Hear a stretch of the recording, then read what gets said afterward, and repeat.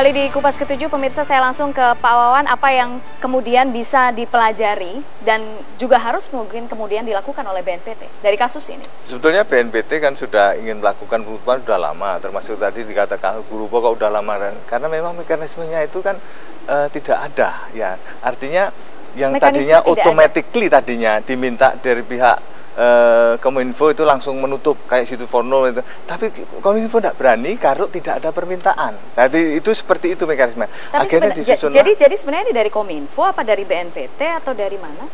Dari BNPT terakhir. Dari BNPT ya, ya. Tadinya kan pengennya dari secara otomatis itu dari pihak Kominfo itu menutup yang laman-laman seperti itu. Ternyata di pihak Kominfo tidak berani kalau tak ada permintaan karena takut ada tuntutan masalah-masalah hukum dan sebagainya ya.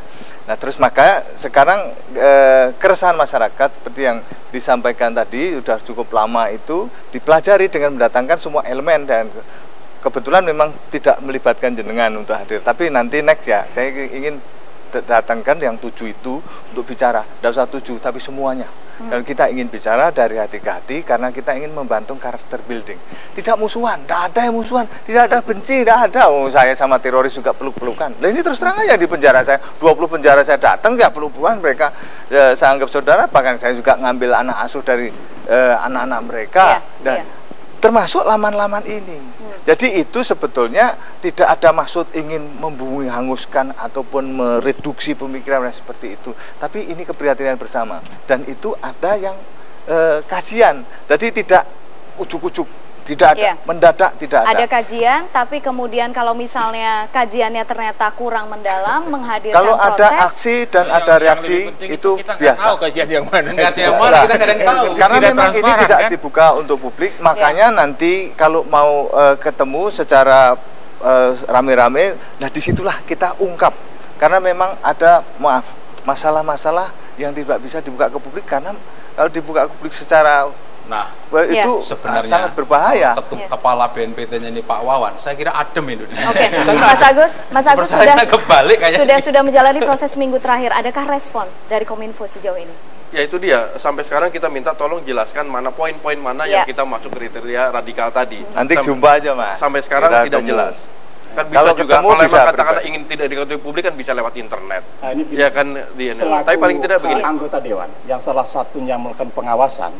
Menurut kami memang pemerintah itu harus hati-hati di dalam mengambil kebijakan strategis yang berdampak nasional. Kalau sudah hati-hati sudah tahun 2012.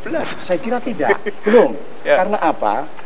Keputusan itu diambil ternyata tidak melalui sebuah prosedur yang sebetulnya menghasilkan keputusan yang arif. Tidak pernah misalnya ada komunikasi dengan pengelola dan kemudian panel juga baru dibentuk.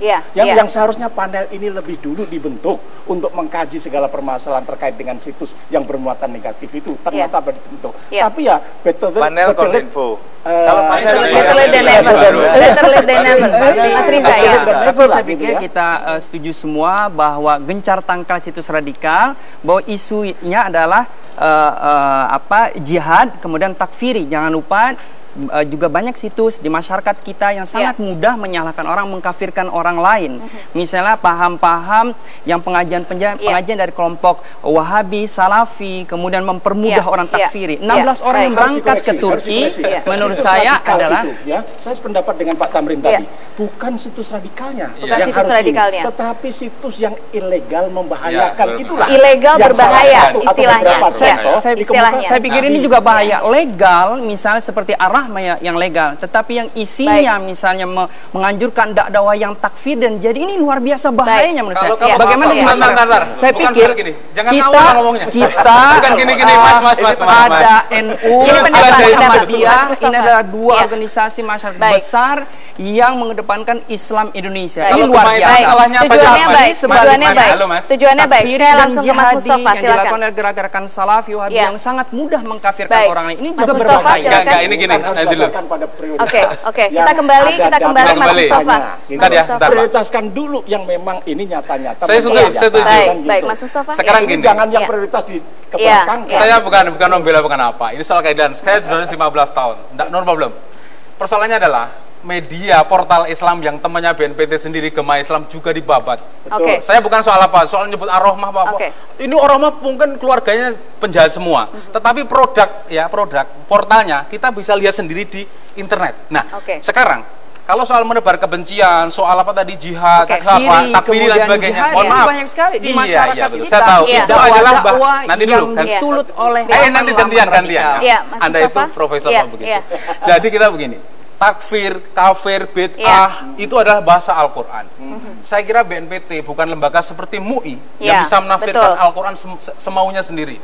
Beberapa kali Pak Saud misalkan pidato di televisi mengatakan, atau Pak Irsan mengatakan, ini karena orang saling membid'ahkan, melarang tahlil, melarang kunut. Ini sudah menafsirkan Al-Quran BNPT itu. Lah, ini kan sudah menuju ke kelompok tertentu, seolah-olah yang tidak tahlil, seorang yang tahlil, yang kunut, yang tarawih 23 rakaat itu adalah yang tidak radikal. Itu ini sudah makanya, menafsirkan, bukan ranah BNPT. Sekarang itu makanya akan ada diajak untuk bicara ya. Itu juga menebar kebencian.